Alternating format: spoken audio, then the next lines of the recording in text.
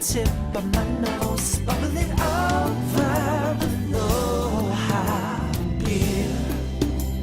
The taste will make you fall in love, oh baby, ooh. The taste got me falling in love, oh baby, ooh. The taste will make you fall in love, oh baby, ooh. Beer goes back to Sumerian times. It goes back 4,000 or 5,000 years.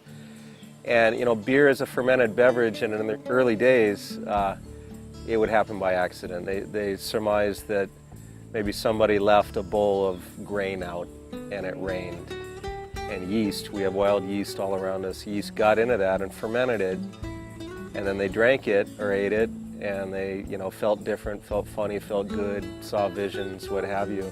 And then from there on out, they tried doing it on purpose. What's emerged in more modern history, but this is still going back 500 years or so, are brewing regions. And you had 3 traditional brewing regions.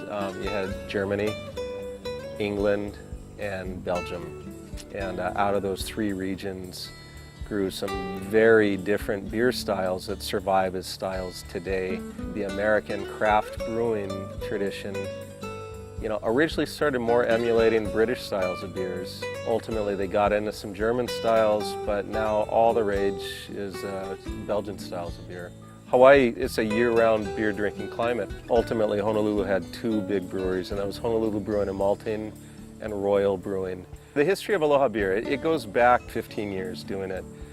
And the early days, we started the brewery in conjunction with Sam Choi, the chef. Over the years, we've evolved into sort of our own big Aloha brewery. And from there, it actually has become the Aloha Beer Company. It's easy to make beer. It's a lot harder to make a good beer. We control the whole process. And what we do is we start out with malted barley, which is a starch that's readily converted to sugar. And what we do is we make what's called a mash, same thing they do in making whiskey. We crush the barley, and we make a hot porridge out of it, and we hold that hot porridge at temps between 140 and 160 degrees, and what happens is enzymes come out and they break the starch down to sugar. Once that conversion is made, we want to extract the sugar from the mass, from the solids. And that's a process known as lautering, separating. It's basically separating sugar from all the other material. I use a coffee maker analogy.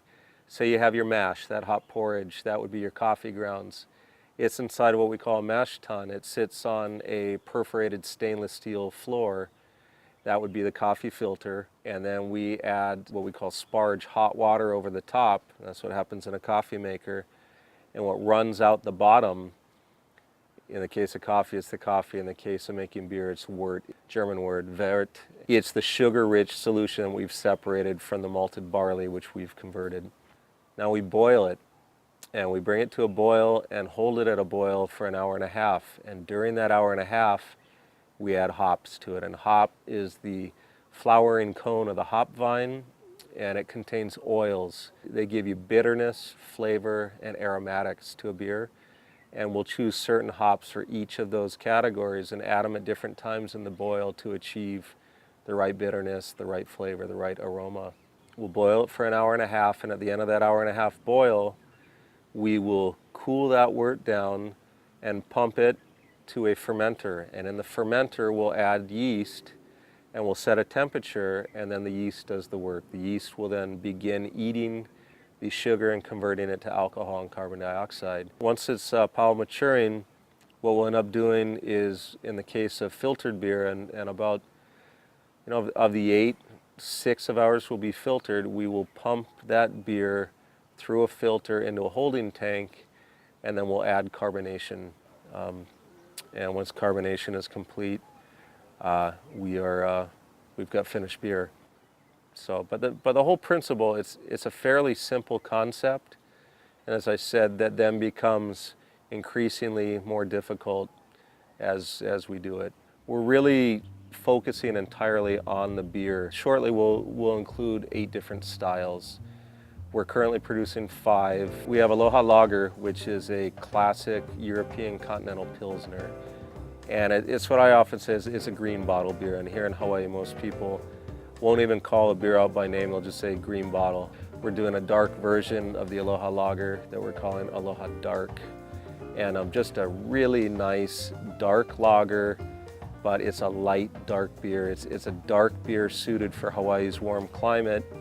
And a lot of people see dark in a beer and they think it's going to be extremely heavy or hard to put down. Ours is a beer you could reach for to slake your thirst, also enjoy, but it's got more flavor in it. We have Aloha Red, which is a red ale or an amber ale. And a lot of the early craft brew beers that were embraced by the beer drinking public were amber ales. They've got some goodies in them. They've got some good hop flavor, aroma, some maltiness, but they're still very approachable. We're doing our James Cook India Pale Ale, and it's a traditional India Pale Ale, which is a bigger, hoppier, more alcohol, more malt.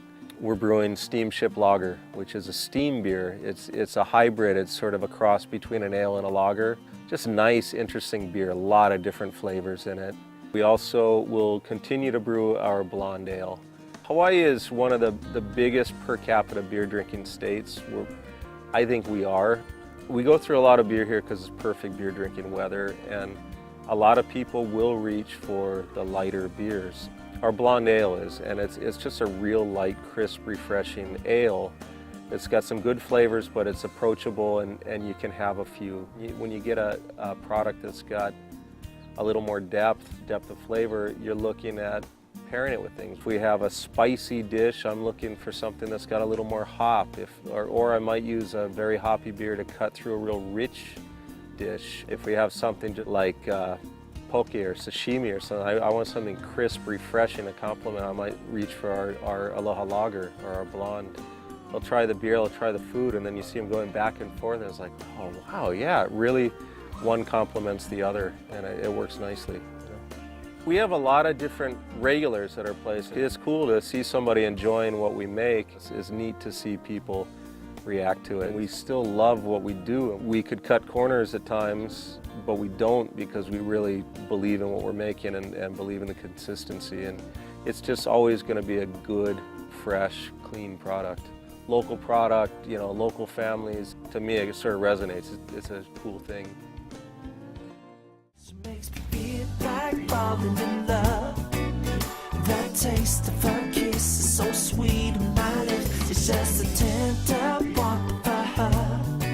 From my head to my toes to the tip of my nose.